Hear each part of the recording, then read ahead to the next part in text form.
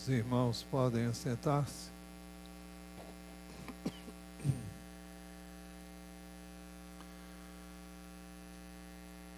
O tema da mensagem continua sendo obediência a ser aprendida, e o subtema é: seja destemidamente sujeito à autoridade delegada. Talvez pareça muito estranho que estejamos pregando sobre esse tema já tantas vezes, e eu confesso para os irmãos que cada vez que preparo essa mensagem, eu fico impressionado com o que eu entendo e o que eu recebo para mim mesmo, através de algo que eu teoricamente já sei, de cor e salteado, mas é como se eu estivesse aprendendo uma coisa nova. Eu fico impressionado como nós temos necessidade de estar sempre lendo a palavra e buscando entendimento de Deus para que estas verdades sejam internalizadas e sejam vivenciadas de forma prática.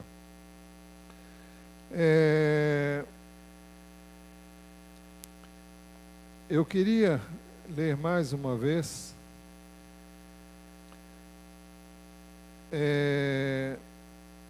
o texto de Hebreus capítulo 5, versículo 8, que diz assim, falando de Jesus, que embora fosse filho, aprendeu a obediência pelas coisas que sofreu, e tendo sido aperfeiçoado, tornou-se autor da salvação eterna para todos os que lhe obedecem.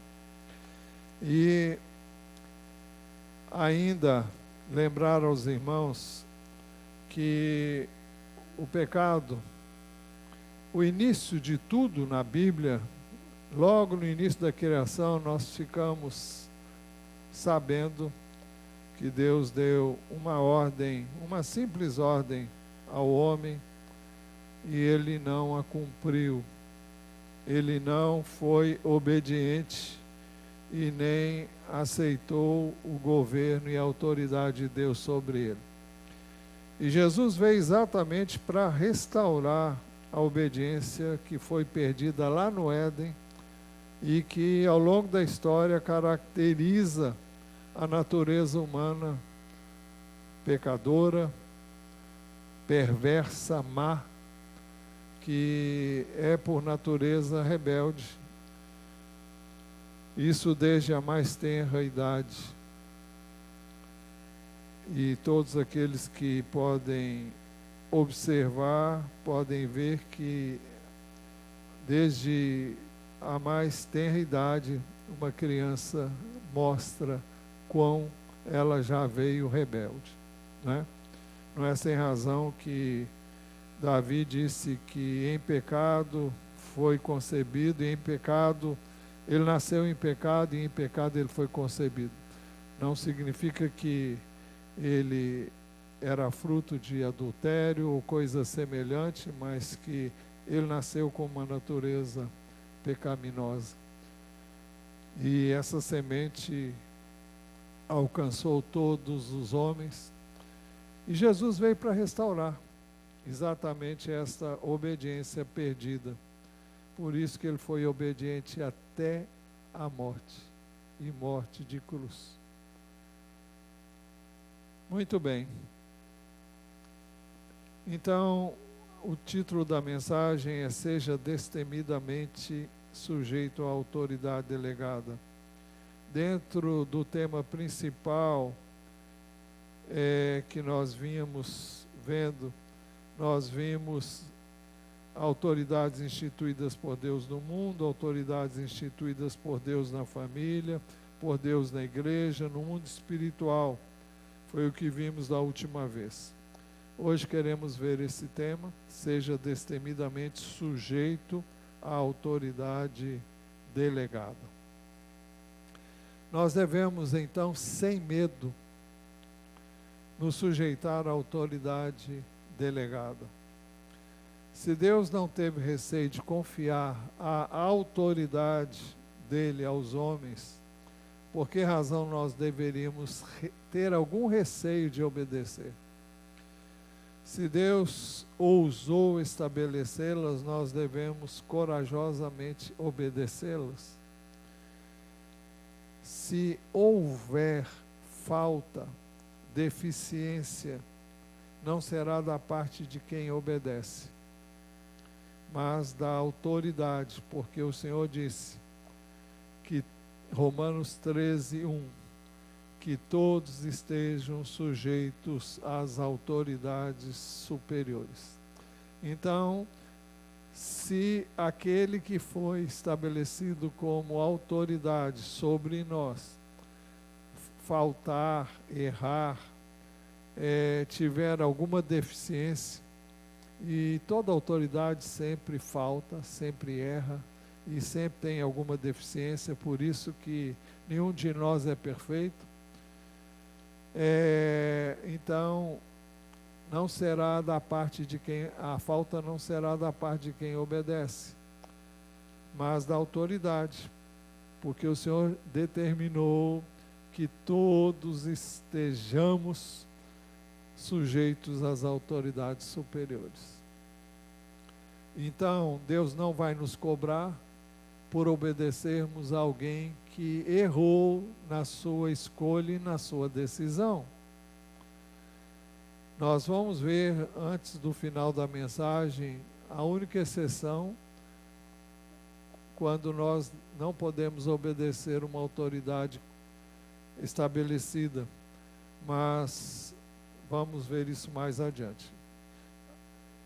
Jesus diz que quem recebesse alguém, ele diz quem recebe alguém em seu nome, recebe a ele e ao Pai. Lucas 9:48. E lhes diz: quem receber esta criança em meu nome, é a mim que recebe. E quem receber a mim, recebe aquele que me enviou. Porque aquele que for o menor de todos entre vocês, esse é que é grande. Talvez você pense, bom, ele está falando de crianças, no sentido de receber, de acolher, mas um pouco mais adiante, Lucas 10:16, Jesus disse que quem dá ouvidos a quem ele enviou, dá ouvidos a ele e ao Pai. Ele disse, quem ouve vocês, ouve a mim. E quem rejeita vocês, é a mim que rejeita. Quem, porém, me rejeita, está rejeitando aquele que me enviou. Vocês observam que Deus enviou o Filho, e o seu Filho, unigênito. E em várias ocasiões ele diz que veio como enviado do Pai. E o Evangelho de João começa dizendo, não os primeiros versos, mas lá no versículo 10, se não me engano, diz que Jesus veio para os seus e os seus não o receberam.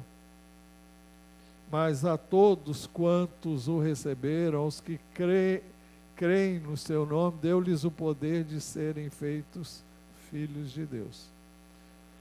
Então, quem recebe o enviado de Deus, o delegado por Deus, está recebendo o próprio Deus. E quem rejeita, rejeita o Pai e o Filho. Se é o Filho que está enviando, rejeita o Filho e rejeita o Pai. Pois bem,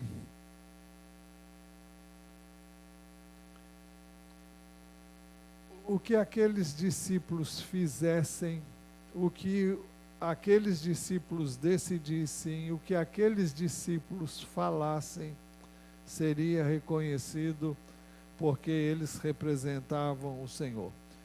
Eu estava me lembrando, depois de já ter preparado a mensagem, de um texto que está lá em 1 Tessalonicenses. 1 Tessalonicenses capítulo 4.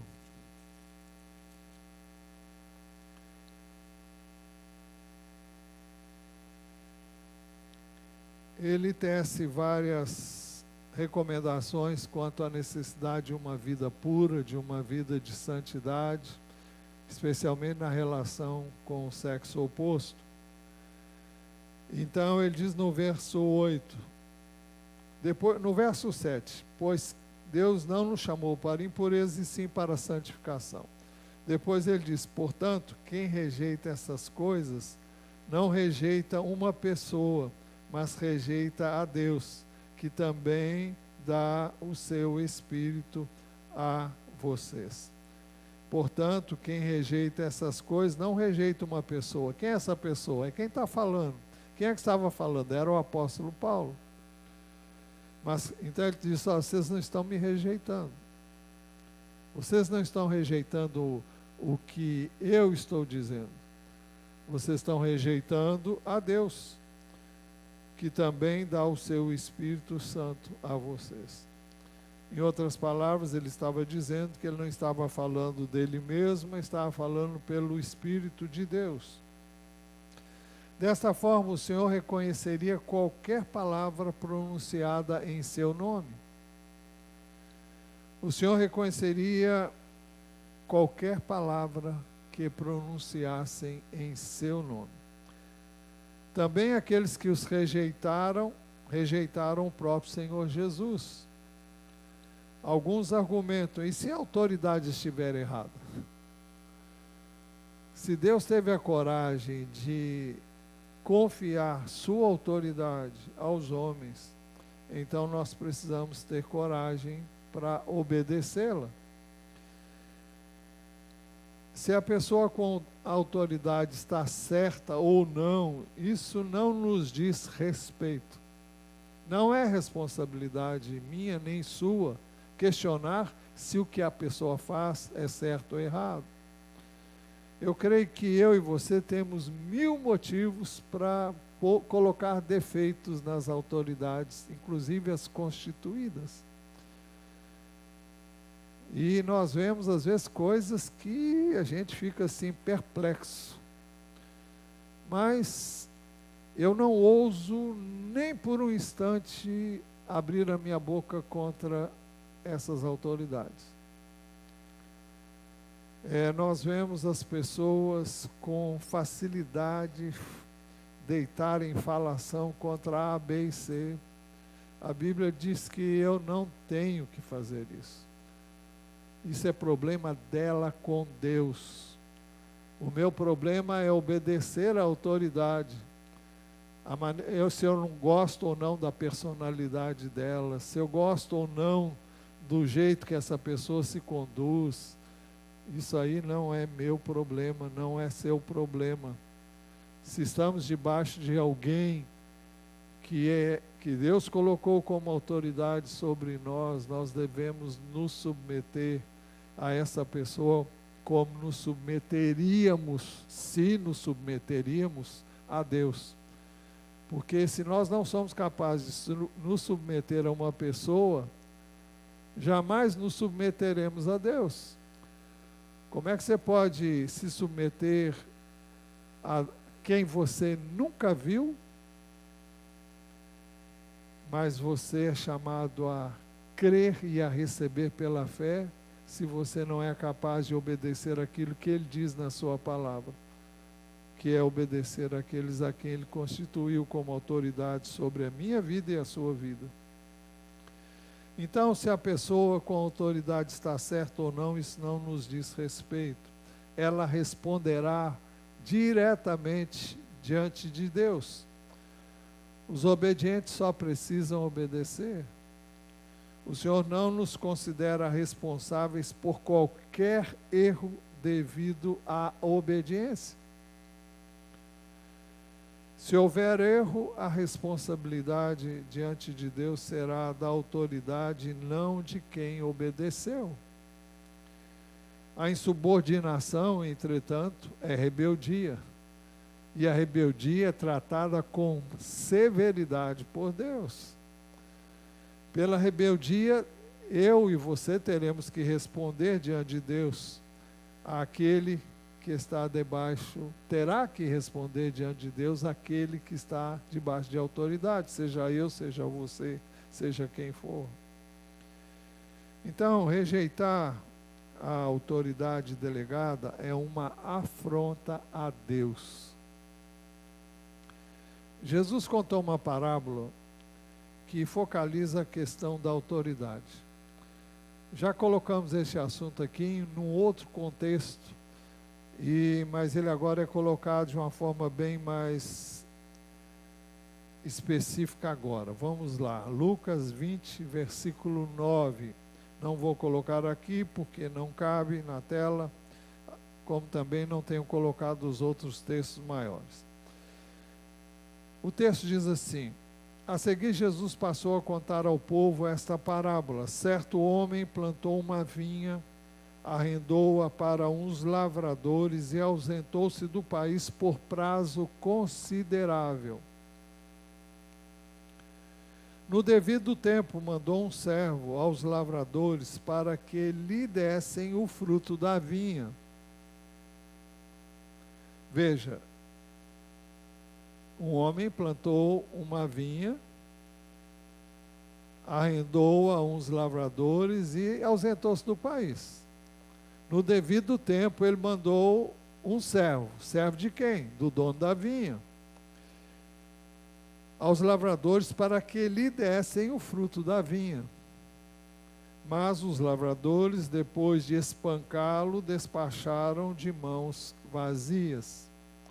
Em vista disso, enviou-lhes outro servo, mas também a este espancaram e, depois de insultá-lo, despacharam-no de mãos vazias. Mandou ainda um terceiro. Também a este, depois de feri-lo, expulsaram. Então o dono da vinha disse: que farei? Enviarei o meu filho amado, talvez o respeitem. Mas quando os lavradores viram o filho, começaram a discutir entre si: este é o herdeiro, vamos matá-lo para que a herança seja nossa. E lançando-o fora da vinha, o mataram. Que lhes fará, pois, o dono da vinha? Virá, exterminará aqueles lavradores e entregará a vinha a outros. Ao ouvir isso, disseram: que tal não aconteça. Eles perceberam que Jesus estava se referindo a eles mesmos. Quem é o dono da vinha? O dono da vinha é Deus. Nessa parábola, a vinha era e é o Israel de Deus. Naquela época era o povo de Israel, quando essa parábola foi prometida. Os lavradores eram os líderes religiosos do tempo de Jesus. Os 3 servos enviados aqui são figuras dos profetas, que sempre falaram em nome do Senhor, e sempre conclamaram o povo a se voltarem para Deus, a se arrependerem. E eles eles sempre foram rejeitados. Com pouquíssimas exceções, todos os profetas foram rejeitados, foram perseguidos e muitos deles foram mortos. E, finalmente, o filho do dono da vinha, todos sabem, é o próprio Senhor Jesus. O que a vinha é hoje? A vinha hoje representa a igreja. Porque Jesus disse que o dono da vinha virá, exterminará aqueles lavradores e entregará a vinha a outros. A igreja hoje, a vinha do Senhor é composta de judeus e de gentios. Pessoas que vieram do judaísmo, inicialmente, e depois o evangelho alcançou o mundo de então e chegou até nós. Deus haveria de entregar a vinha a outros. Quem seriam esses outros? São os discípulos do Senhor Jesus. ou seja, somos nós. Deus, agora observe o seguinte, Deus não veio pessoalmente receber o que lhe era devido. Depois de ter arrendado a vinha aos lavradores. 3 vezes ele enviou os seus servos, na parábola, porque na prática ele enviou muito mais. Na 4ª vez, nessa parábola, ele enviou o seu filho. Todos foram autoridades delegadas de Deus. Talvez você nunca tenha pensado, porque, olha, eu confesso que quando estava preparando essa mensagem, é como se eu nunca tivesse sabido disso. Talvez você já tenha sabido. A ficha caiu essa semana.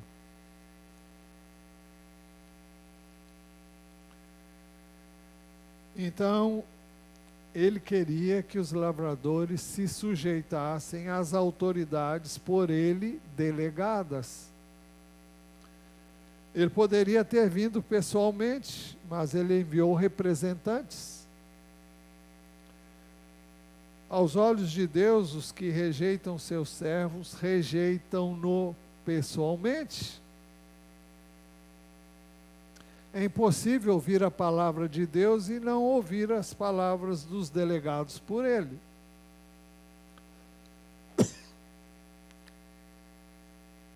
Se estamos sujeitos a Deus, nós devemos também estar sujeitos às autoridades delegadas. Vamos ver 2 exemplos no livro de Atos dos Apóstolos. O primeiro deles é Saulo, sob a autoridade direta de Deus, do Senhor. Atos 9, 4 e 5. Ele ia para Damasco com autorização das principais autoridades de Jerusalém, autoridades religiosas, para prender aqueles que eram seguidores de Jesus. E então o Senhor aparece para ele, ele literalmente cai do cavalo onde ele estava. O texto diz, ele caiu por terra, ouviu uma voz que lhe dizia, Saulo, Saulo, por que você me persegue? Veja o que ele perguntou, Senhor, quem é você? E a resposta foi, eu sou Jesus, a quem você persegue. Porque quem persegue a igreja do Senhor está perseguindo o Senhor. Agora o segundo caso, é Saulo ainda, aqui chamado de Saulo ainda, sob a autoridade delegada do Senhor. Havia 9, versos 10 a 16, o contexto é o mesmo. Havia em Damasco um discípulo chamado Ananias. O Senhor lhe apareceu numa visão e disse, Ananias, ao que ele respondeu, eis-me aqui, Senhor. Então o Senhor lhe disse, levante-se e vá à rua que se chama Direita, e na casa de Judas procure um homem de Tarso, chamado Saulo. Ele está orando. E numa visão viu entrar um homem chamado Ananias, impor-lhe as mãos para que recuperasse a vista. Ananias, porém, respondeu, Senhor, de muitos tenho ouvido a respeito desse homem, quanto mal tem feito aos teus santos em Jerusalém. E aqui em Damasco ele tem autoridade dos principais sacerdotes para prender todos que invocam o teu nome. Mas o Senhor disse a Ananias, vá, porque este é para mim um instrumento escolhido, para levar o meu nome diante dos gentios e reis, bem como diante dos filhos de Israel. Pois eu mesmo vou mostrar a ele quanto deve sofrer pelo meu nome.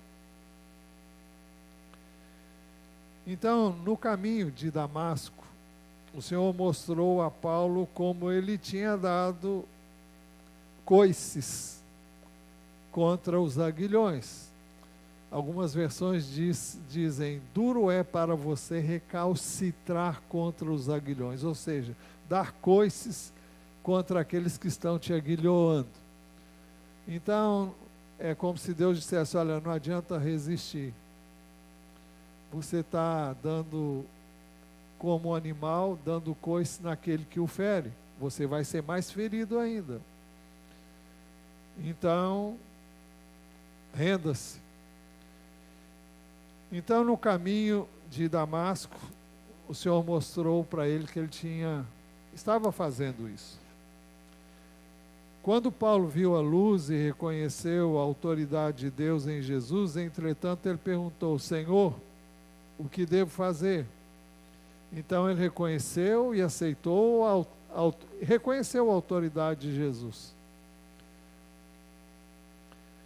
Com essa atitude, ele colocou-se sob a autoridade direta de Deus.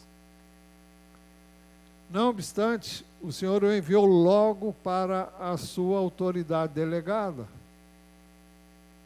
ao dizer, mas levante-se e entre na cidade onde lhe dirão o que você deve fazer. O Senhor podia ter dito para ele o que ele tinha que fazer, podia ter curado ele da cegueira ali, mas o Senhor não. O Senhor entregou ele nas mãos de uma pessoa que seria usada pelo Senhor como instrumento. Alguém a quem o Senhor tinha delegado autoridade.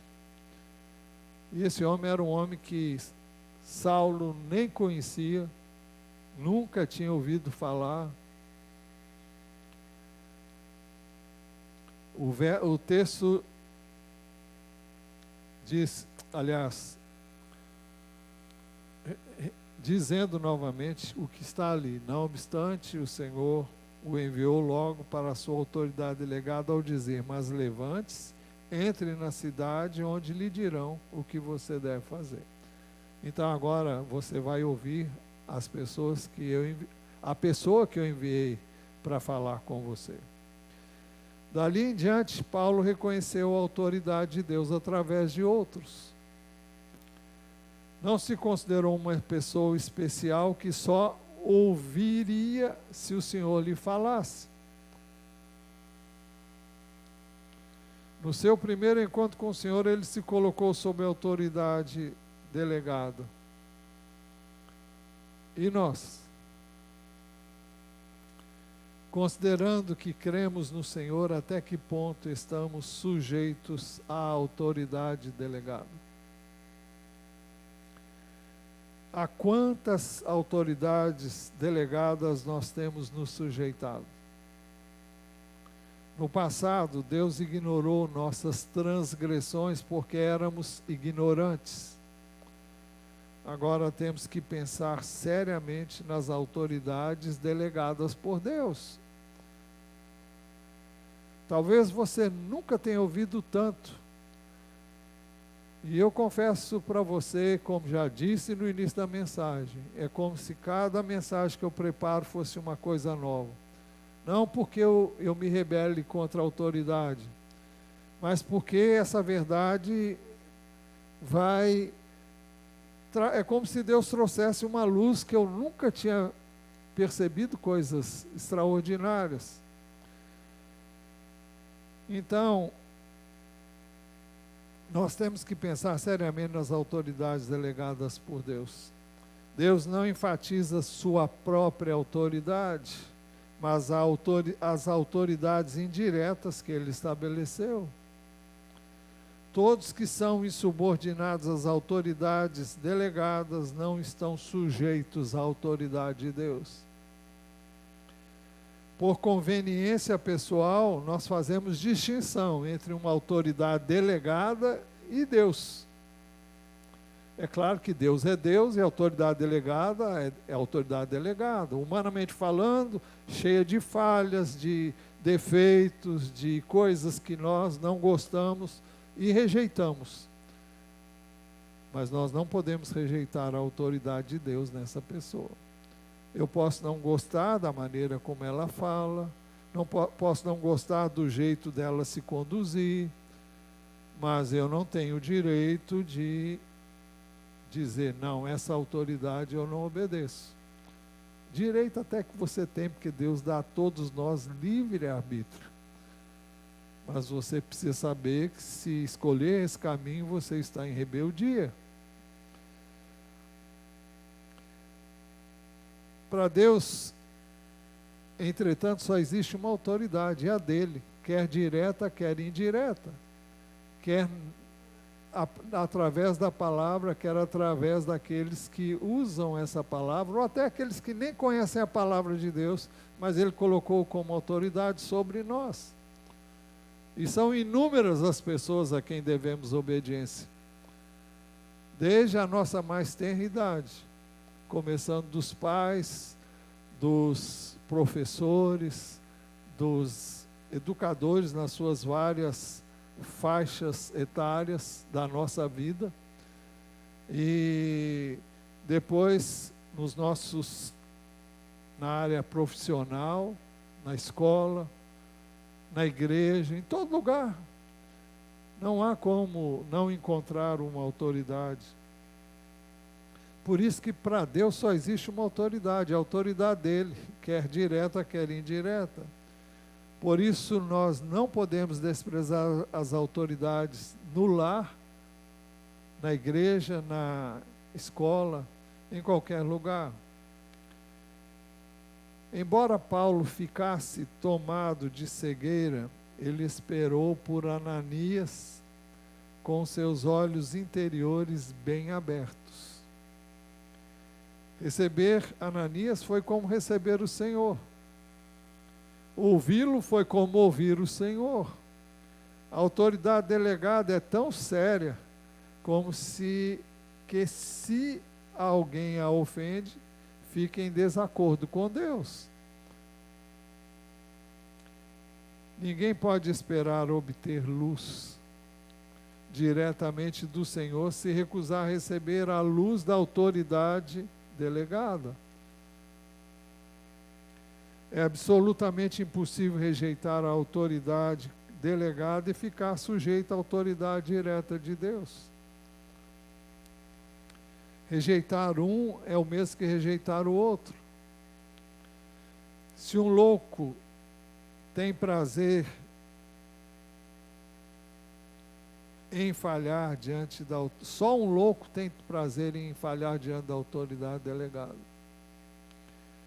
Aquele que não gosta das pessoas delegadas por Deus, não gostam do próprio Deus. É a natureza rebelde do homem que o faz desejar obedecer à autoridade direta de Deus. Eu não sei de você, mas eu já ouvi inúmeras pessoas dizendo, não, Deus eu obedeço, mas fulano, Então, nós devemos saber que Deus respeita a sua autoridade delegada. É incrível isso. Se Ele delega a alguém autoridade, Ele respeita essa autoridade. O próprio Deus respeita essa autoridade que Ele delegou. Vamos ver isso no livro de Números, um texto que os irmãos já conhecem, que eu já preguei aqui muitas vezes sobre ele. Mas agora também o vi de um prisma, para mim, novo. Não que eu não soubesse disso, mas com essa visão. Quando alguém fazia algum voto ao Senhor, não podia quebrar esse voto. Números 30, versos 1 e 2. Moisés falou aos chefes das tribos dos filhos de Israel, dizendo, esta é a palavra que o Senhor ordenou. Quando um homem fizer um voto ao Senhor, ou juramento para obrigar-se a alguma abstinência, não violará a sua palavra, mas fará segundo tudo que prometeu. Enquanto estivesse na casa de seu pai durante a sua mocidade, o voto ou promessa feitos por uma mulher só seriam válidos se seu pai não tivesse nada contra eles. Veja os versos 3 e 4. Quando, porém, uma mulher fizer um voto ao Senhor ou se obrigar a alguma abstinência, estando na casa de seu pai, na sua mocidade, e seu pai, sabendo do voto e da abstinência a que ela se obrigou, não lhe disser nada, todos os seus votos serão válidos. Terá de observar toda a abstinência a que se obrigou. Então, uma mulher, uma pessoa, aqui fala de uma mulher, né? Mas isso também pode valer para um filho. Vai falar no caso da mulher, porque depois a situação vai mudar quando a mulher vai se casar. E vocês vão ver por quê. E no caso se fosse o homem, a situação seria diferente. Não é porque cada um tem um papel num determinado contexto. Mas enquanto na casa do pai, o filho ou a filha devem obediência aos pais. E caberia à filha, se fez um voto, e o pai não disse nada, ficou calado quando soube do voto, que significa que ele consentiu. Diz um ditado aí fora que quem cala, consente, né? Mas o voto ou promessa feitos por uma mulher não seriam válidos se seu pai se opusesse a eles. Mas se o pai, no dia em que souber disso, o desaprovar, não será válido nenhum dos votos dela, nem lhe será preciso observar a abstinência a que se obrigou. O Senhor perdoará isso a ela porque o pai se opôs. Então vejam, ela fez uma promessa para Deus, mas o pai, a autoridade sobre ela, pode dizer: olha, eu não quero que você faça isso. E Deus diz que é para a filha então ficar desobrigada.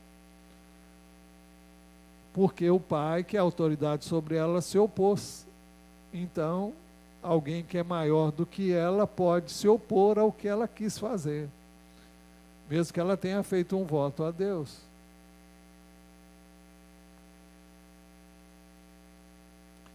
O voto ou promessa feitos por uma mulher casada só seriam válidos se seu marido não tivesse nada contra eles. Versos 6 e 7. Porém, se ela se casar, veja que aí mudou a condição. Ainda sobre seus votos, ou dito e refletido dos seus lábios, com que a si mesma obrigou, e seu marido, ouvindo-o, não disser nada, no dia em que souber disso, vamos dizer que ela, antes de casar, na casa do pai, ela fez um voto, o pai permitiu, agora ela casou. E o marido vai ficar sabendo do voto que ela fez. E o marido pode opor-se ou não àquilo que o pai dela tinha concordado ou não. Porque agora ela não está mais debaixo da autoridade do pai e da mãe, mas está debaixo da autoridade do marido. Porém, se ela se casar, verso 6, ainda sob seus votos, ou dito e refletido dos seus lábios, com que a si mesma obrigou, e seu marido, ouvindo, não disser nada, no dia em que souber disso, serão válidos os votos dela. O marido se calou, então ele consentiu. E ela terá de observar a abstinência a que se obrigou. Mas o voto ou promessa feitos por ela não seriam válidos se seu marido se opusesse a eles. Mas se seu marido o desaprovar no dia em que souber disso, e anular o voto que estava sobre ela, bem como o dito e refletido dos seus lábios, com que a si mesma obrigou, o Senhor perdoará isso a ela. Então,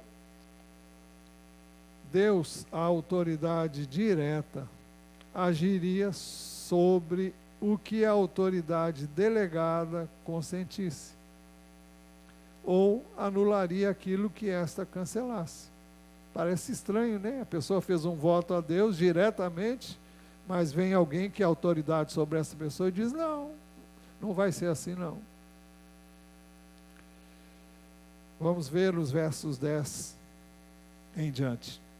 Porém, se ela fez voto na casa de seu marido, ou com juramento se obrigou a alguma abstinência, e seu marido soube, mas não lhe disse nada, e não desaprovou o que ela fez, todos os votos dela serão válidos, e ela terá de observar toda a abstinência que se obrigou. Porém, se o marido anulou os votos no dia em que ficou sabendo, tudo que saiu dos lábios dela, quer dos seus votos, quer da abstinência que se obrigou, não será válido. O marido dela anulou os votos, e o Senhor perdoará isso a ela. Todo voto e todo juramento com que ela se obrigou para se humilhar, seu marido pode confirmar ou anular. Porém, se o marido, dia após dia, não disser nada, então confirma todos os votos dela e tudo aquilo que ela se obrigou, porque não disse nada no dia em que ficou sabendo. Então, nós vemos aqui que Deus gosta de delegar sua autoridade e também respeita seus delegados.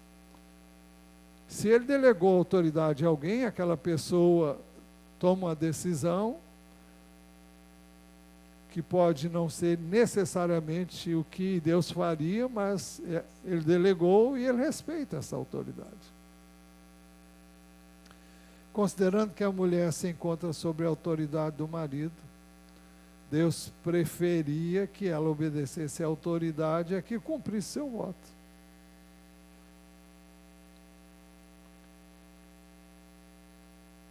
Mas, como autoridade delegada, se o marido errasse,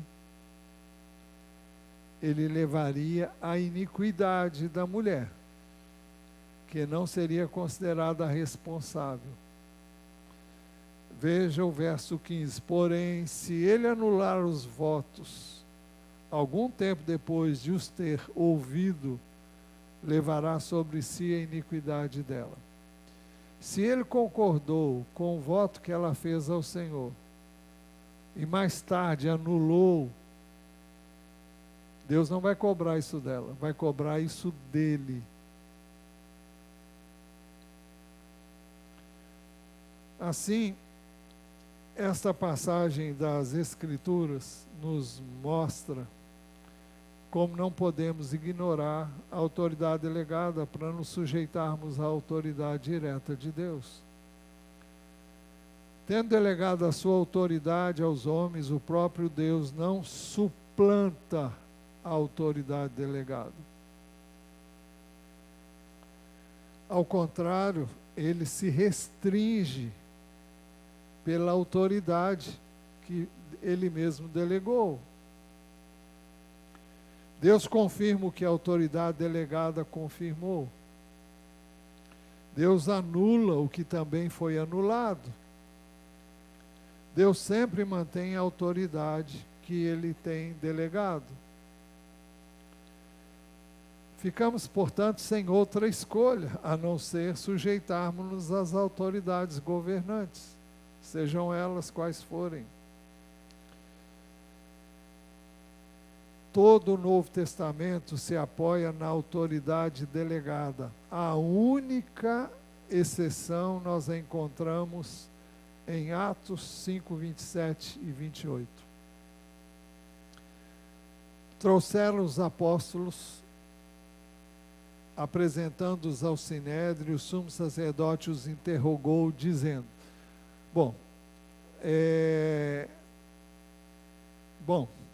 não é verdade que ordenamos expressamente que vocês não ensinassem neste nome? No entanto, vocês encheram Jerusalém com a doutrina de vocês e ainda querem lançar sobre nós o sangue desse homem. Estavam se referindo a Jesus. Então Pedro e os demais apóstolos afirmaram: é mais importante obedecer a Deus do que aos homens. Então vejam, a única exceção à regra, ao princípio que permeia todas as escrituras de Gênesis e Apocalipse, é quando alguém diz para eu fazer algo que Deus diz que eu não posso fazer. Se alguém diz para eu tirar a vida de alguém, eu vou dizer: olha, eu não posso fazer isso. Se alguém disser para roubar algo de alguém, eu não vou fazer isso. Se alguém me pedir para fazer qualquer coisa, estando eu sob a autoridade dessa pessoa, que contraria a palavra de Deus, eu não tenho que obedecer. Agora um detalhe, como é que eu não vou obedecer? Eu não vou dizer, olha, você, não vou criticar essa pessoa, não vou zombar dela, não vou dizer, ó, você é um ignorante, você é isso, você é aquilo, nada. Eu tenho que dizer simplesmente e humildemente, olha, eu sinto muito não poder atendê-lo nessa área, porque eu temo a Deus e a palavra dele diz que eu não posso fazer isso, ou que eu devo agir de outra maneira. E eu conto com a sua compreensão e o seu entendimento. Ou seja, eu não vou me manifestar rebelde contra a pessoa. Eu não estou me rebelando contra a autoridade, estou simplesmente dizendo da minha incapacidade de obedecer. É muito diferente você dizer, não, eu não vou fazer isso. Isso é rebeldia. Mas se você diz humildemente, olha, eu não posso fazer isso. Minha consciência não permite que eu faça isso diante de Deus. E eu espero que você me compreenda e me entenda, porque não há no meu coração nenhuma atitude rebelde contra a sua autoridade. Mas eu não consigo fazer o que você me pede. É bem diferente, né?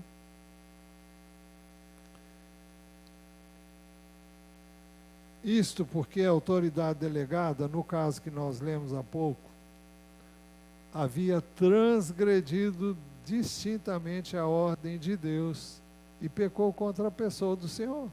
O Senhor mandou que eles fossem e falassem. E a autoridade vem, olha, nós determinamos que vocês não falem mais nesse nome.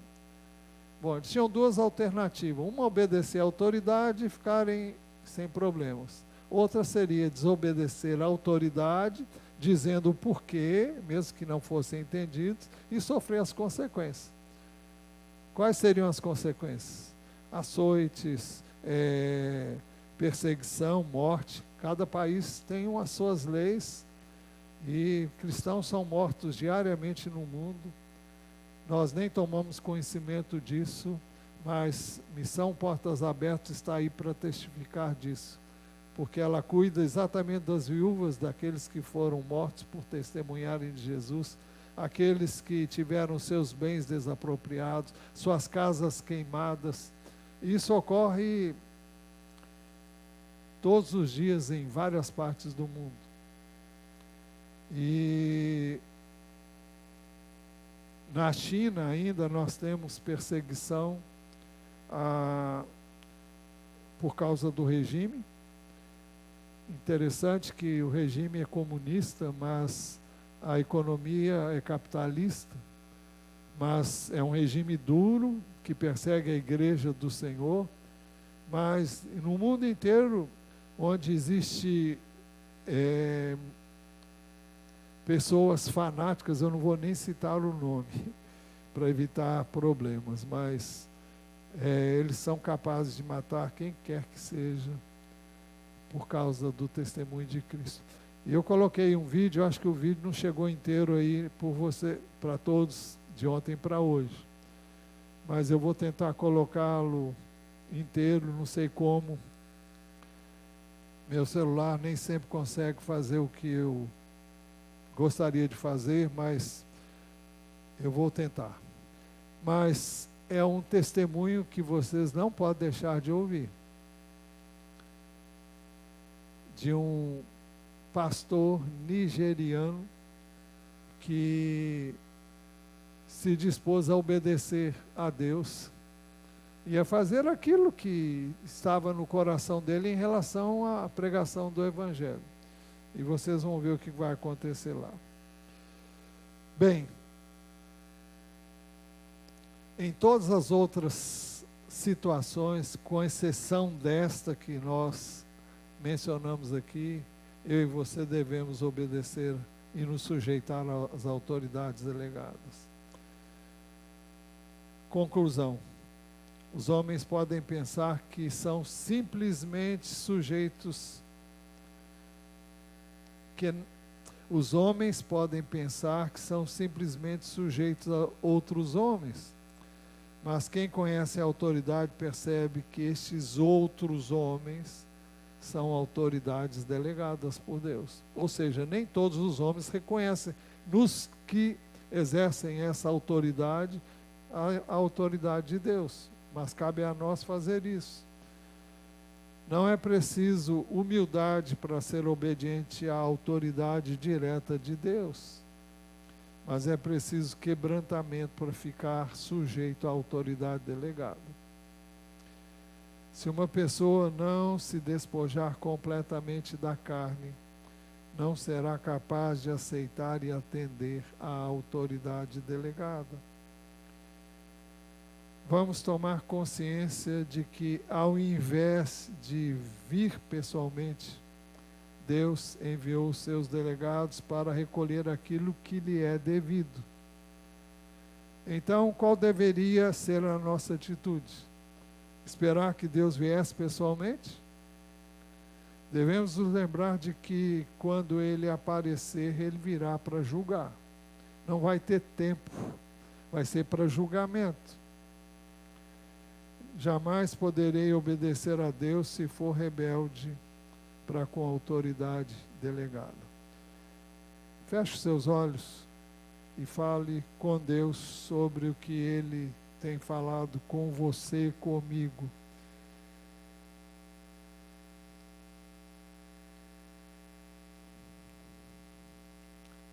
Deus, nós te louvamos, nós te bendizemos e te engrandecemos. Te damos graças pelo entendimento que o Senhor permite que nós tenhamos de uma verdade que é tão cristalina, mas que muitas vezes não vemos e não percebemos da sua importância e também da gravidade de quebrar estes princípios que o Senhor estabeleceu na tua palavra. Dá-nos corações quebrantados, humildes, dóceis, maleáveis, sensíveis para obedecer, para nos sujeitarmos àqueles a quem o Senhor coloca em posição de autoridade sobre nós. Dá-nos este entendimento. Se o Senhor não fizer, jamais poderei fazê-lo. Ao sairmos daqui, leva-nos em paz, seguros, cercados pelos teus anjos, livres do mal. Te rogamos em nome do Senhor Jesus. Amém. Eu quero dizer o que eu já disse em mensagem através do WhatsApp. São muito importantes as mensagens que queremos, com a graça de Deus, trazer desse mês de maio, para a igreja nos cultos da noite. Também Deus tem falado muito ao meu coração enquanto eu estava examinando o texto. Não é um texto novo para mim, mas eu fico maravilhado como a Bíblia é sempre nova, cada vez que nós a examinamos, e eu creio que eu e você precisamos ouvir o que vai ser dito hoje, com a graça e a permissão de Deus, hoje e nos próximos domingos à noite, durante esse mês de maio. Que você não deixe de participar. Vamos ficar em pé?